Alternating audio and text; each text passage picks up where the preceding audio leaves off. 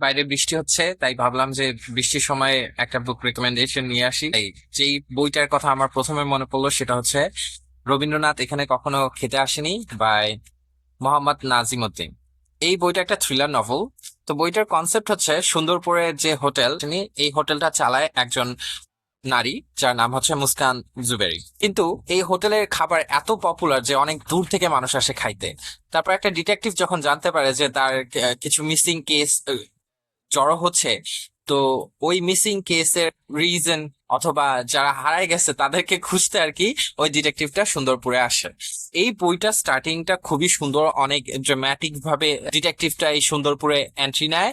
তারপর মুস্কান জুবেরিকে ইন্ট্রোডিউস করানো হয় ডিটেকটিভের সাথে। এই বইয়ের মুস্কান জুবেরি যে ইন্টারাকশন গুলো আছে খুবই খুবই সুন্দর। প্রত্যেকটা পেজ যখন আপনি পড়বেন আপনার মনে হবে যে আসলে রহস্যটা কি। আর বইয়ের শেষে একটা প্লট টুইস্ট দেয়া থাকবে, যে প্লট টুইস্টটা আমি অ্যাটলিস্ট কল্পনা করতে পারি নাই, কারণ আমি stupid. I was more focused on reading the book. খুবই ফাস্ট পেস, পড়তে বেশি একটা সময়ও লাগেনি। আমার কাছে মনে হয় যে বৃষ্টির দিনে খিচুড়ি আর থ্রিলার নভেলের থেকে বেস্ট কম্বিনেশন কিছু হইতেই পারে। মানে যদি আপনাদের এই উপন্যাসটা পড়ে থাকতে ভালো লাগে তাহলে অবশ্যই জানাবেন কেমন লাগবে। Thank you so much for watching.